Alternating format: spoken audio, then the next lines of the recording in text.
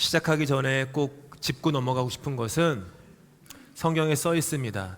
누구든지 성령으로 말미암지 않고는 하나님 아버지를 주라 시인할 수 없다.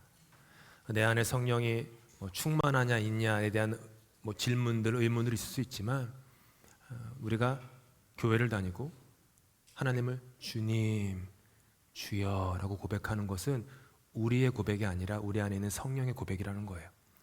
그러니까 우리 안에 성령이 계시는 걸 안심하고 그러면서 오늘 성령 강림주일 설교 들으시면 좋겠습니다. 성령 강림주일이어서 제가 다른 성령 강림절에 해당되는 말씀으로 함께 묵상하도록 하겠습니다. 사도행전 2장 1절부터 4절입니다. 함께 교독합니다. 제가 먼저 1절 읽습니다.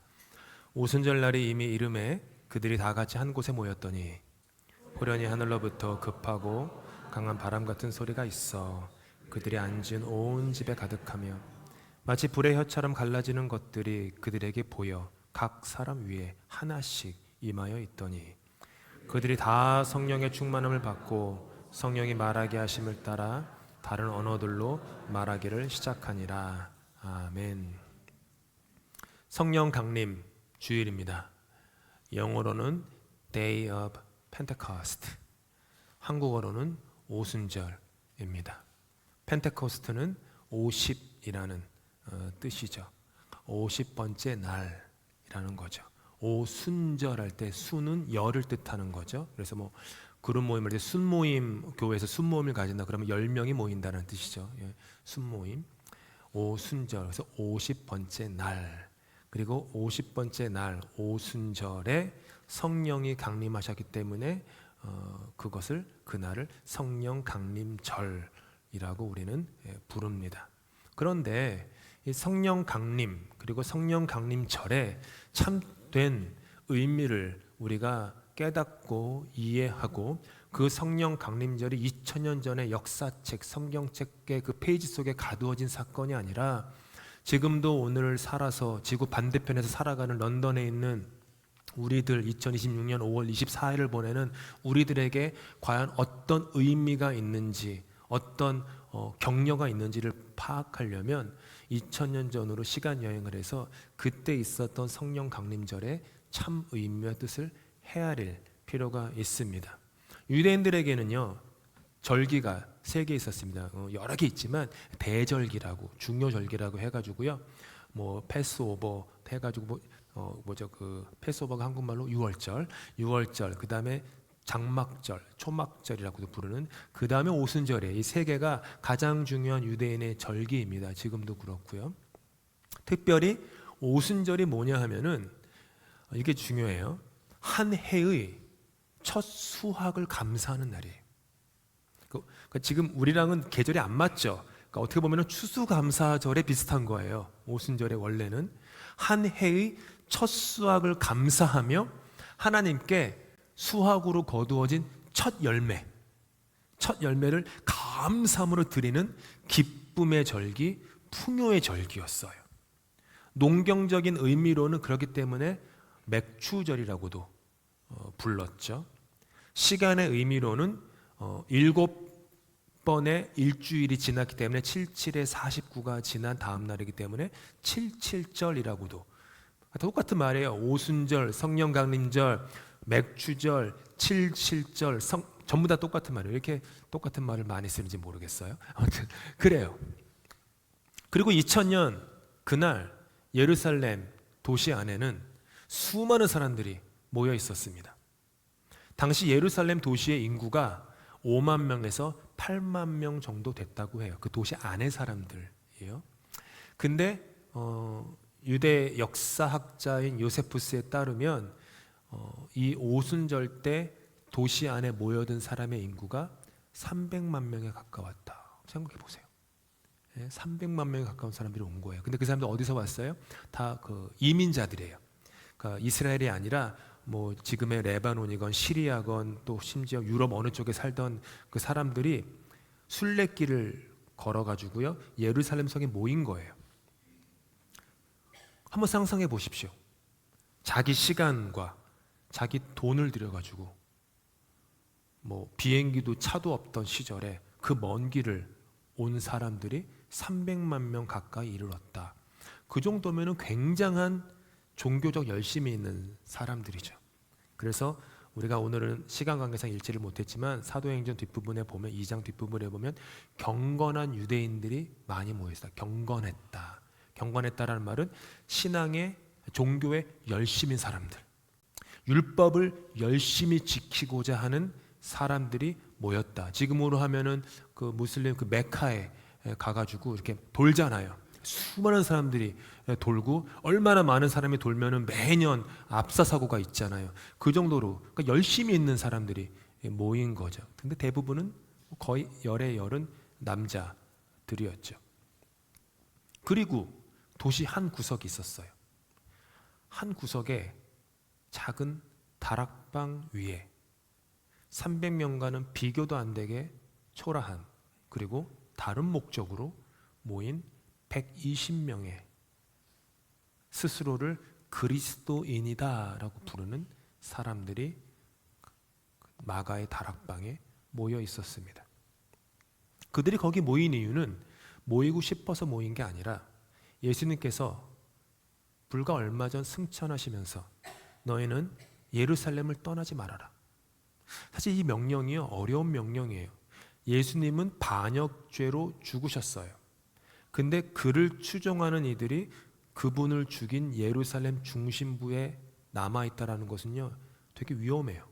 웬만하면 거기 도망가야죠. 근데 예수님은 예루살렘 떠나지 말아라. 그리고 내가 약속한 성령을 기다려라.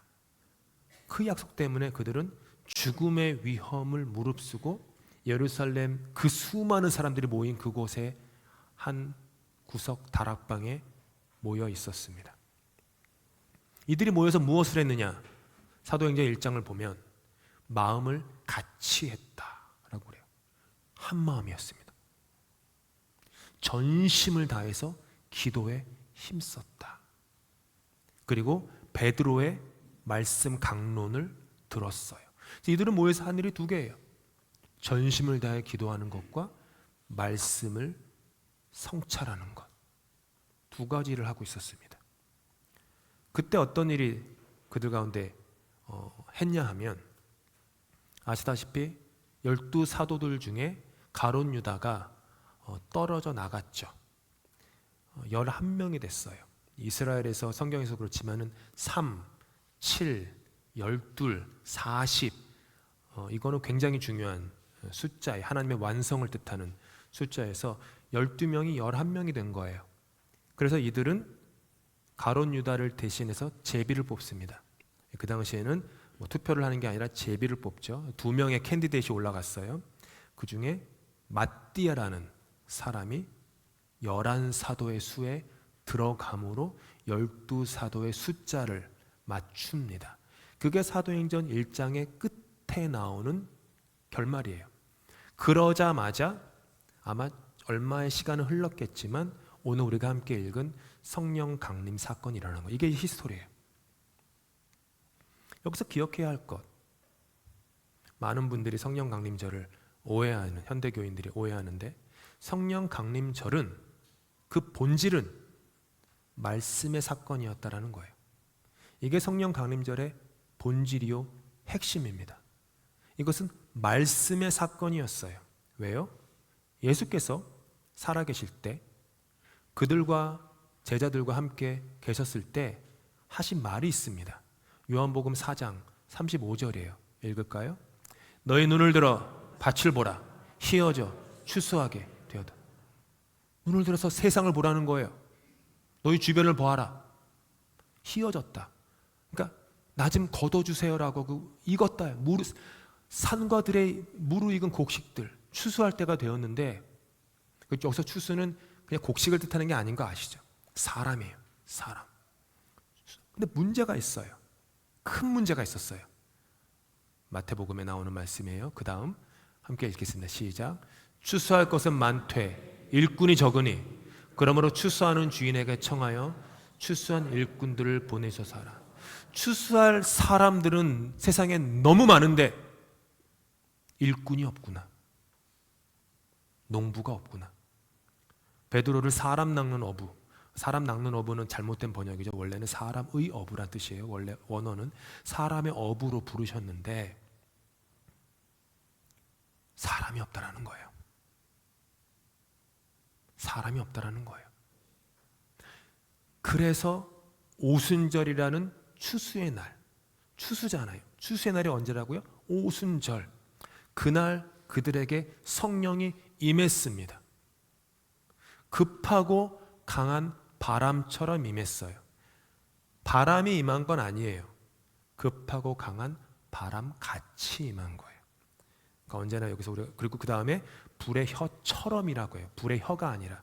그러니까 우리가 신앙생활을 할 때 이거야, 무조건 이거야 라고 하면 오류에 빠져요. 하나님의 신비는 설명할 길이 없어요.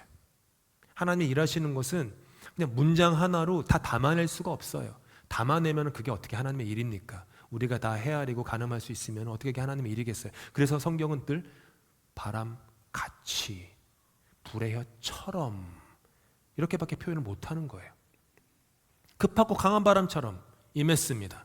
마치 에스겔의 골짜기 같아요. 무능력한 사람들, 무기력한 사람들, 120명의 면면을 보십시오. 그 중에 예수님이 십자가 지실 때 배반하지 않은 사람은 많지 않아요. 어머니 마리아가 거기 있었죠. 막달라 마리아와 여인 몇 명이 거기 있었어요. 사도 요한, 뭐 어떻게 하다 보니까 거기 껴 있었어요. 십자가 아래. 고작 몇 사람 빼놓고 남은 사람들 다 도망간 사람들입니다. 120명의 면모가 그래요. 아, 우리는 예수님을 끝까지 지켰어. 그분을 배신하지 않았어 했던 사람은 5명? 10명도 안 되는, 나머지 100 몇십 명은 전부 다 그냥 낯뜨거운 사람들이에요. 고개 푹 숙이고 어쩌면 다락방에 모인 사람들이죠. 무능력한 사람들, 무기력한 사람들, 실패한 사람들, 연약한 사람들, 무가치한 사람들. 세상에서는 그 사람들을 보고 갈릴리 출신이다 라고 얘기를 해요. 사도행전을 보면은 그거는요 욕이에요. 저 사람 갈릴리 출신이야. 그 얘기는요, 아유 일자 무식한, 초등학교도 제대로 다니지 않은 무식쟁이들이라고, 이런 욕이었어요 당시에. 갈릴리 사람이라는 뜻은 그런 사람들 120명 에스겔 골짜기에 그렇게 마른 뼈처럼 있는데 호련히 사방에서 바람이 불어서, 급하고 강한 바람이 불어서 뼈들을 잇고 뼈들이 일어나 군대가 되었다라고 하는 것처럼 바람이 임한 거예요. 불의 혀처럼 갈라지는 것들이 그들에게 임해요. 한 덩어리 큰 불로 임한 게 아니라, 성경에 우리 함께 읽었지만 각 사람 위에 하나씩 120개의 불이 각 사람의 머리 위에 임한 거예요. 한번 상상해 보십시오. 방금 마띠아를 뽑았어요.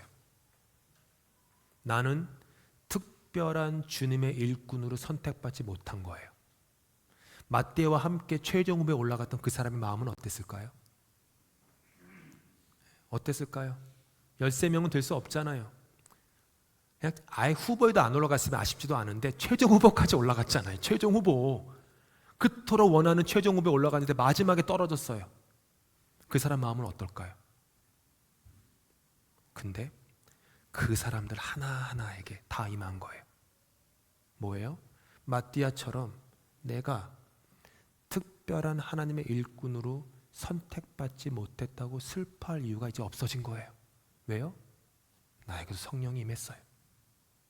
나같이 평범한, 연약하고 나약한 그런 나에게 성령이 임한 거예요.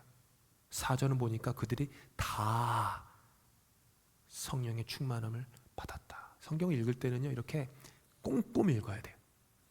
다 충만을 받았다.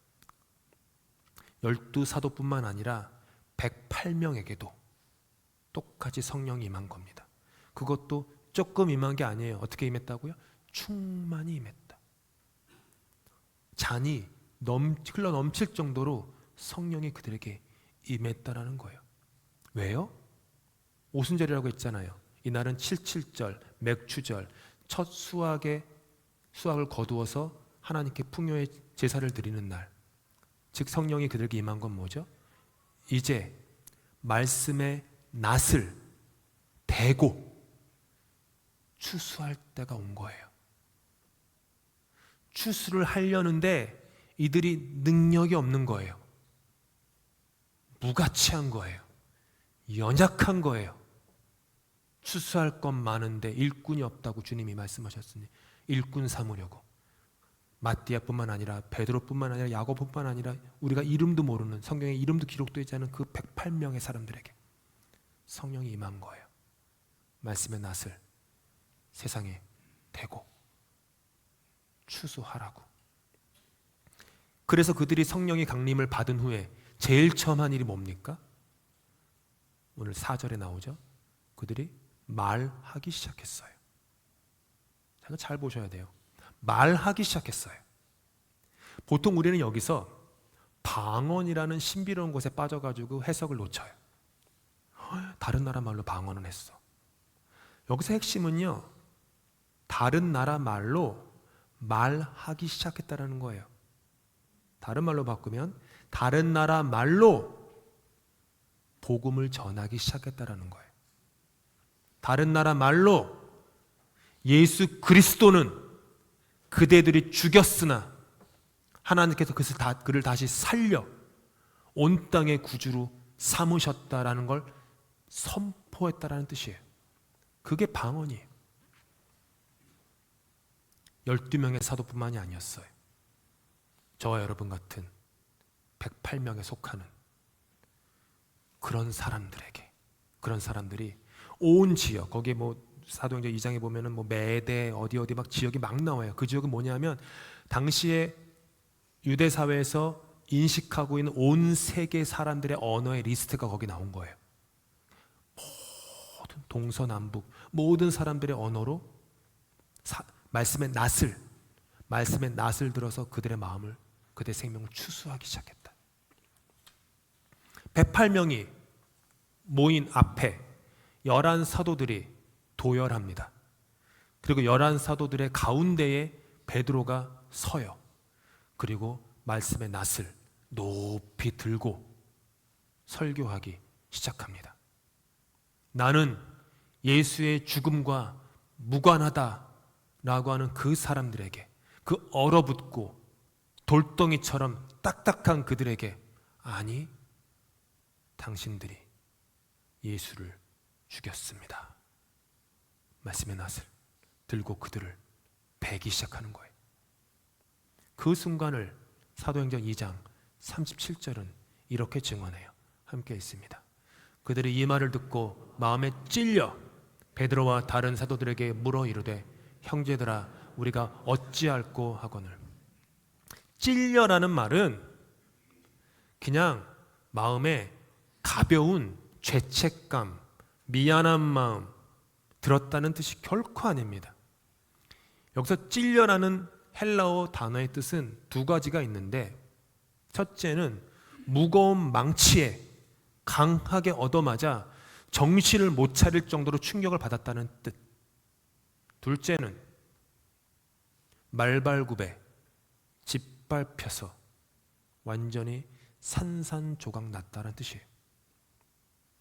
이해가 되십니까? 그러면 말씀의 낫을 들고 그들을 추수를 할 때 마치 땅바닥에 굳은 돌처럼 얼음장처럼 차갑게 있었던 그들의 마음이 있는데 말발굽이 밟는 거예요. 산산조각 내는 거예요. 내면에 얼어붙은 그 바다를 깨는 방망이처럼 그들의 마음을 성령의 권능을 입은 말씀이 그들을 짓밟고 완전히 산산조각 내는 거예요. 말씀의 낫이 그렇게 그들에게 닿자 그들의 첫 반응이 뭡니까? 우리가 어찌할꼬? 우리가 어떻게 하면 좋겠습니까? 지금 말로 바꾸면 나 이제 어떻게 살아요? 이 얘기예요. 나 이제 어떻게 살아요? 제가 여러 번 간증했지만 저는 저게 어떤 것인지 정확히 알아요.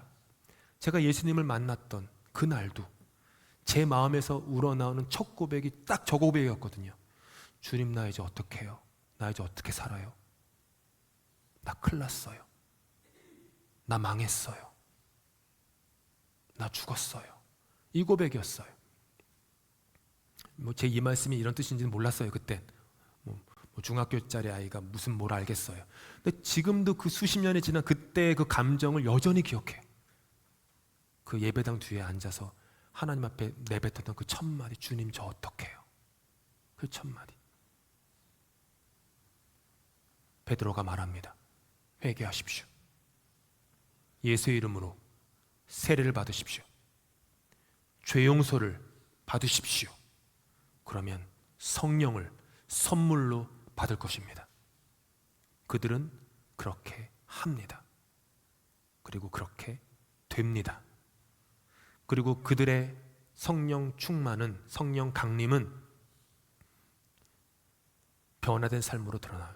지금 제가 말하는 그들은 120명 플러스 그때 베드로의 말씀에 나세 베어진 사람들까지 포함하는 말씀이에요. 뭘 어떻게 변화돼요? 말씀을 몰두해서 배웠다라고 성경은 증언해요. 서로 그리스도 안에서 한 마음이 되어서 교제했다. 음식을 나눴다. 기도에 힘썼다. 심지어 자기 재산을 팔아서 필요한 이들에게 아낌없이 나눠주기 시작했다. 날마다 한 마음으로 예배당에 모여서 예배를 드렸다. 예배는 뭐죠? 내가 죽는 거예요. 예배는 내가 죽으러 오는 거예요. 오늘 예배 드리러 올 때 내가 살아야지라고 오셨으면 sorry, 잘못 오신 거예요. 예배는 제사예요. 제사에는 뭐가 와요? 제물이 와요. 세상에 어떤 제물이 죽지 않은 제물이 어디 있습니까? 죽어야 돼요. 여러분은 주일에 예배당에 오실 때마다 나 죽으러 가야지라고 오셔야 돼요. 저를 포함해서. 나의 못난 자아, 연약함, 교만, 감정의 쓰라림, 이런 모든 것도 다 죽이러 가는 거예요. 그들은 그렇게 날마다 한 마음으로 예배당에 열심히 모여서 자신은 죽고, 그래서 제가 되고, 그 제가 된 자리에 오직 하나님, 그분만 올라서는, 내 이름이 지우개로 다 지워진 자리에 하나님이라는 그분의 이름만 드러나는 그 예배를 드렸다. 하나님을 그리고 찬양했다. 그러다 보니 이상한 일이 생겼어요. 그 사람들의 모습을 보고 주변 사람들이 그들에 대해서 호감을 가지기 시작했어요. 참 이상한 사람들이야. 저딴 식으로 사는 사람들은 처음 보네. 어떻게 저렇게 한 마음이지? 음식을 나눠? 심지어 자기 재산을 팔아가지고 어려운 사람들을 도와준대. 자존심 안 부리고 늘 양보하고 늘 인내하고 늘 죽는데 이상해. 호감이 생기는 거예요. 호감이. 그러다 보니까 사도행전은 2장은 어떻게 끝나냐면 주께서 날마다 구원받는 사람들의 수를 그 교회에 늘려주셨다.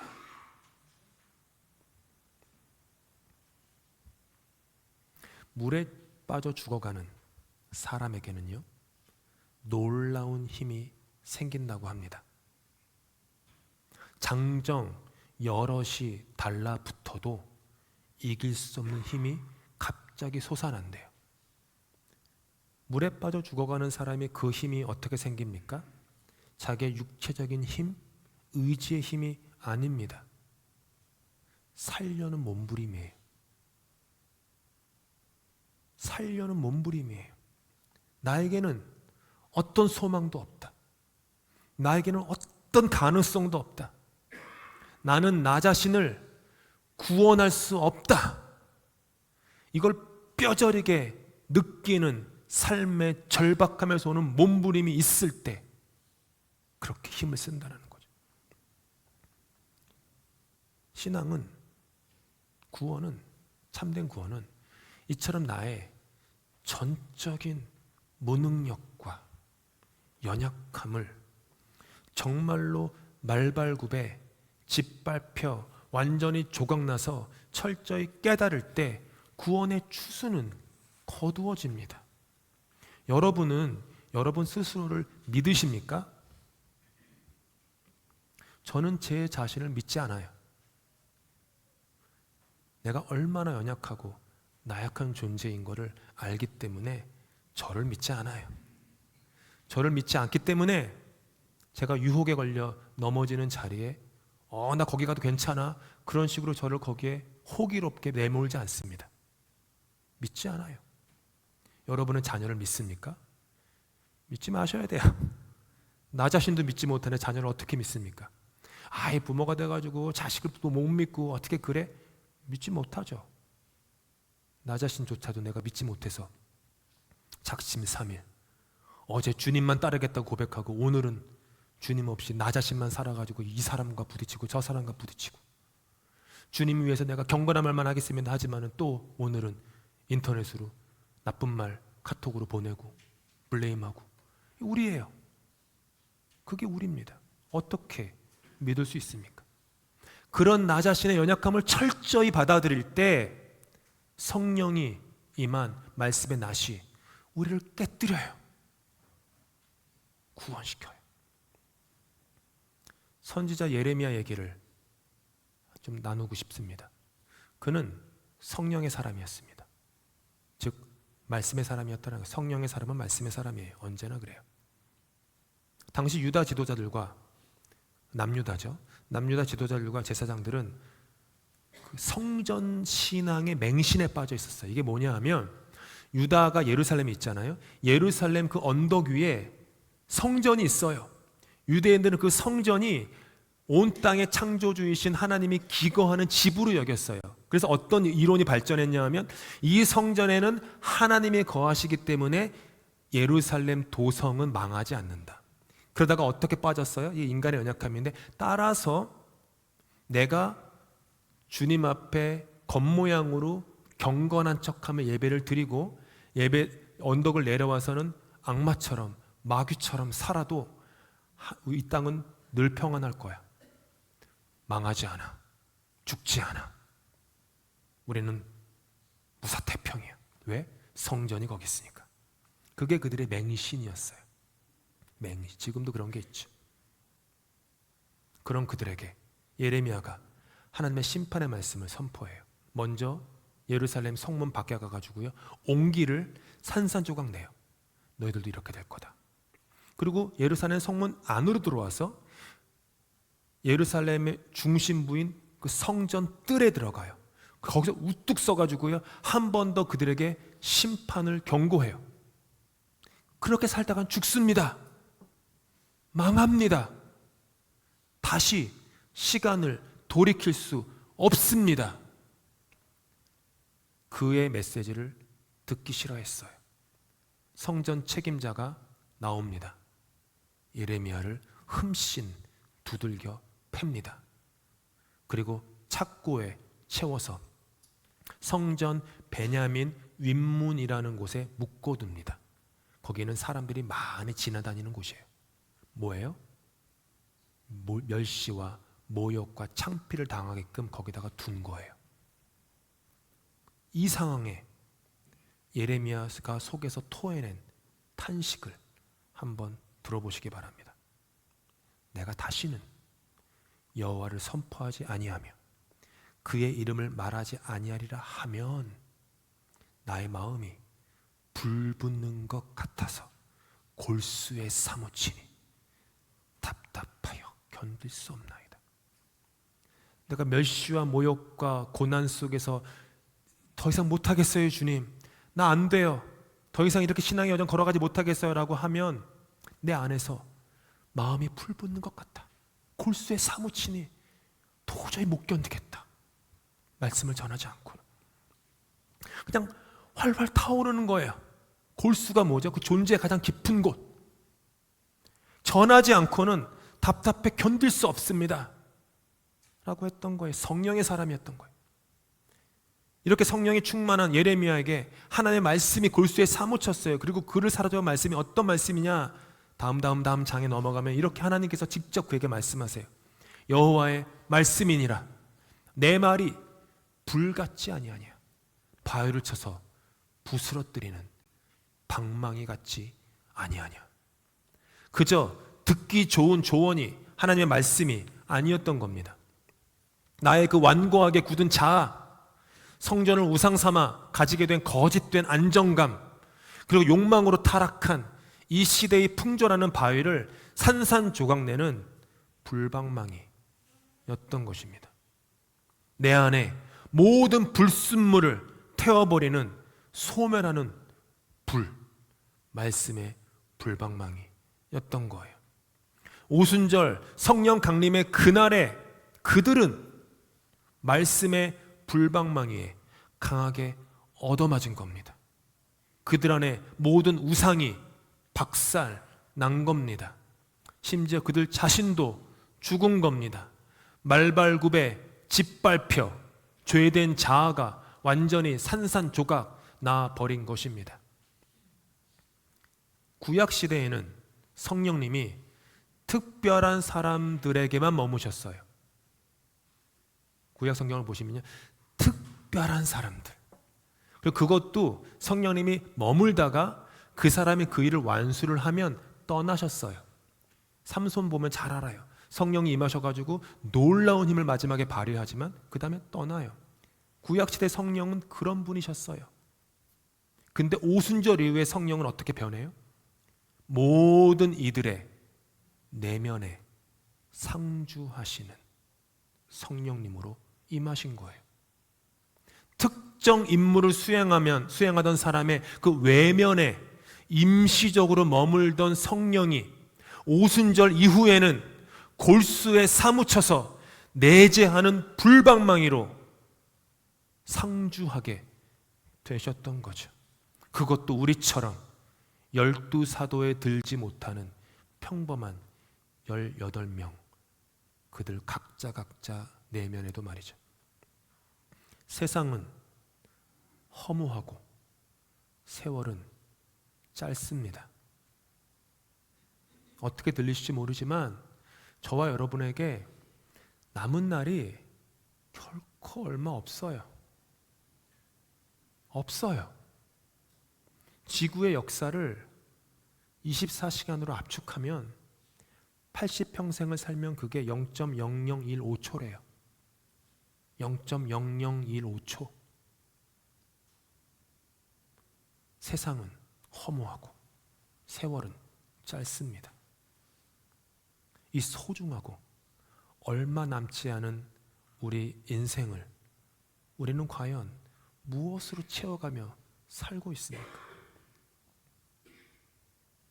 그리스도를 본받아라는 아주 훌륭한 책에서 토마스 아케피스가 이렇게 얘기해요. 오래 살 것이라는 생각보다 일찍 죽을 것이라는 생각을 더 자주 하며 사는 것이 경건한 삶입니다. 일찍 죽을 거야 나는. 그 생각하고 사십시오. 그러니 이 얼마 남지 않은 인생을 내가 어떻게 살까? 인생이 얼마 남지 않았는데 관계에서 오는 이까지 상처로 내가 지금 넘어져 서야 되겠어? 내 몸이 이렇게 망가졌는데 이것 가지고 내가 주저앉아 있어야 되겠어? 내가 남은 날이 얼마 없는데, 그리고 영원히 나를 기다리고 있는데, 이렇게 있으면 안 되지. 이렇게 있으면 안 되지. 끝을 기억할 때 남겨진 삶의 수준을 보다 가치 있게 높일 수 있습니다. 제가 자주 설교에서 말씀드리지만 하나님께서는 저와 여러분을 있는 모습 그대로 사랑하십니다. 그런데 오해하면 안 됩니다. 하나님께서는 저와 여러분을 있는 모습 그대로 사랑하시지만 내가 지금 모습 그대로 살기는 원치 않으세요. 있는 모습 그대로 사랑하시지만 내가 지금 이 모양 이 꼴로 살기 원치 않으십니다. 나는 너무나도 존귀한 자이기 때문이에요. 내게 주어진 이 짧고 유한한 인생을 영원한 진리의 말씀의 낫으로 건져 올리기를 원하시는 거죠. 수요일마다 묵상하는 철로역정의 저자 존 보녀는 이런 말을 했대요. 나를 칼로 베면 피 대신 성경의 말씀이 흘러나올 것이다. 세상이 우리를 날카로운 칼로 베면, 다른 사람이 상처되는 말로 나를 베면 여러분 안에서는 뭐가 흘러나옵니까? 말씀의 붉은 피가 흘러나옵니까? 이 말을 그대로 인용해가지고요, 코카콜라 그 회장님께 나의 몸에서는 코카콜라가 흐른다 이런 얘기 했잖아요. 정말로 나를 베면 성경의 말씀이 흘러나옵니까? 말씀의 불방망이가 우리의 골수를 묵직하게 사무치기를 소망합니다. 오순절 다락방의 말씀을 마칩니다. 오순절 다락방에 임했던 그 성령을 하나님께서 오늘도 우리에게 약속하세요. 함께 읽습니다. 내가 모든 사람에게 나의 영을 부어주겠다. 너희의 아들, 딸은 예언을 하고 노인들은 꿈을 꾸고 젊은이들은 환상을 볼 것이다. 사랑하는 청년 여러분, 그들의 눈부신 청춘의 시간을 그렇게 낭비하지 마십시오. 게임이나 하며 오락이나 하며 남의 인스타그램과 페이스북 쳐다보면서 다른 사람의 삶을 부러워하면서 그렇게 인생 낭비하지 마십시오. 오랜 세월 믿음의 자리를 지켜내신 선배님들, 300만 명이 머물렀던 익숙한 종교의 뜰을 지나십시오. 안락한 은퇴의 삶을 너무 꿈꾸지 마십시오. 죄송해요, 이런 말해서. 하나님은 저와 여러분을 안락한 은퇴의 삶을 살라고 부르시지 않았어요. 하나님이 그렇게 부르셨다면 글쎄요, 저는 그 하나님 믿을 이유가 없습니다. 하나님은 우리를 그렇게 부르지 않았어요. 우리 존재는 더 커요. 그것보다 더 고귀해요. 더 존귀합니다. 세상 사람들은 안락한 은퇴의 삶을 누린다고 할지라도 우리는 그것을 부러워하면 안 돼요. 새로운 생명의 길로 들어가야죠. 할 일은 너무 많은데 남은 시간은 너무 없습니다. 덧없는 욕망과 사람에게서 오는 상처에 마음을 빼앗겨서 감정 소모하며 세월 허송하지 마십시오. 일시적인 것에 영원을 소모하지 말고 영원한 진리 위에 오늘을 진실하게 살아가십시오. 오늘 나에게 힘이 있다면 그 힘은 힘이 없는 누군가를 도우라고 준 하나님의 성령의 선물 힘입니다. 내가 남들보다 더 배운 사람이라면 배우지 못한 이들을 섬기라고 주신 교육의 축복입니다. 내가 남들보다 돈이 더 있다면 나만 누리는 돈이 아니라 나보다 더 없는 사람들에게 그 돈을 흘려보내라는 하나님의 축복임을 늘 잊지 마십시오. 사모하는 이에게 강림하겠다는 약속하신 성령이 골수에 사무치는 말씀의 불방망이처럼 각 사람 위에 임하여 천국의 삶을 죽어서 경험하지 마시고 짧게 남은 이 세월 속에서 맛볼 수 있기를 축복합니다. 기도하겠습니다. 짧고 유한한 세월 속에서 지금 무엇을 바라보며 살아가고 있는지 돌아봅니다. 반복되는 삶의 쳇바퀴 속에서 속사람은 무감각해지고 찰나에 불과한 것들에 마음을 빼앗기고 관계 속에서 감정을 소모하며 살 때가 많았습니다. 불쌍히 여겨 주시옵소서. 오순절 다락방에 임하셨던 성령님, 우리의 영혼 위에도 급하고 강한 바람으로 불어와 주시옵소서. 예레미야의 골수에 사무쳤던 그 영원한 진리 말씀의 불방망이가 내 안에 낡은 자아와 헛된 욕망을 깨트려 주시고 생명을 살리는 말씀의 낫이 우리를 영원한 진리 안으로 건져 올리게 하여 주시옵소서. 우리에게 남은 생애가 허무한 일들에 소모되지 않게 하시고 내게 허락하신 힘과 배움과 넉넉함이 하나님을 사랑하고 이웃을 사랑하는 삶으로 나아가게 하여 주시옵소서. 그래야 일시적인 삶 속에서 영혼을 심어가는 복된 천국의 사람들이 되게 하여 주시옵소서. 우리를 참된 생명의 길로 초대하시려 성령을 강림케 하신 예수 그리스도의 이름으로 기도합니다. 아멘.